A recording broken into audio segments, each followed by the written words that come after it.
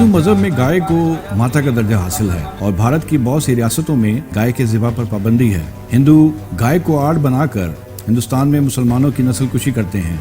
The two men died while being taken to hospital and another sustained minor injuries. 20 people have been booked in connection with the incident. After this, ऐसा ही एक वाकया हालिया मध्य प्रदेश में सामने आया, जहां 2 मुसलमानों को तशद्दुद पसंद हिंदू गिरोह ने गाय खाने के इल्जाम में कत्ल कर डाला। गाय के गोश्त में होने वाले फसादात में नरेंद्र मोदी और उनकी बीजेपी का बड़ा हाथ है, जो अपनी इलेक्शन की मुहिम के दौरान गाय के ज़िबा पर पाबंदी की बात करने के साथ साथ कांग्रेस को भी आड़े हाथ लेते हैं।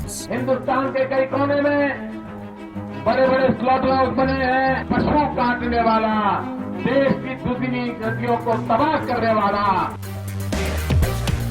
हमें हिंदुओं के गाय को मां मानने पर कोई एतराज नहीं है, पर गाय को माता कहने वाले हिंदू इसी गाय को निकेल डालकर सड़कों पर घुमाते हैं और तो और कभी उसे गलियों में ख्वार होने और कभी कचरा खाने को छोड़ देते हैं। हिंदू बनिया पैसा कमाने के लिए तो मशहूर है ही, पर क्या आप जानते हैं कि पैसे के लिए गाय को भी बेच देता है? पूरे विश्व में बीफ एक्सपोर्ट में हिंदुस्तान नंबर 1 है।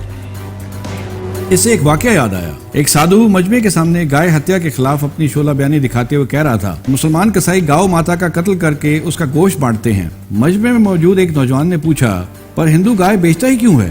स्वामी जी ने फट से जवाब दिया, तो बेचारा और क्या करे, एक तो गाय खाती बहुत है, दूध भी कुछ ज्यादा खास नहीं देती, जो थोड़ा बहुत देती है वो भी बहुत पतला होता है और ना भलाई बनती है ना जायका होता है। अब भला गाय को रख कर क्या करें, चलो बेचकर कुछ पैसे ही कमा लें। नौजवान जवाब देता है, यानी जो गौ माता बेच दे वही सबसे बड़ा हिंदू भगत है।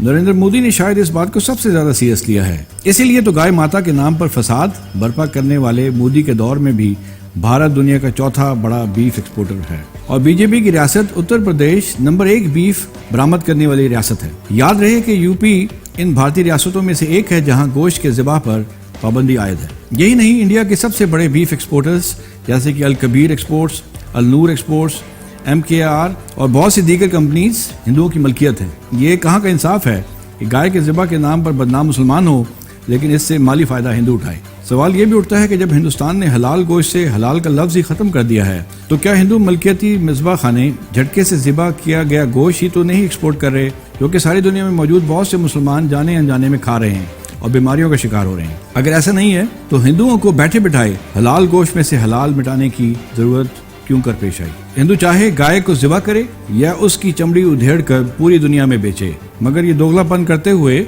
गाय के नाम पर अकलियतों का कत्लेआम बंद करे।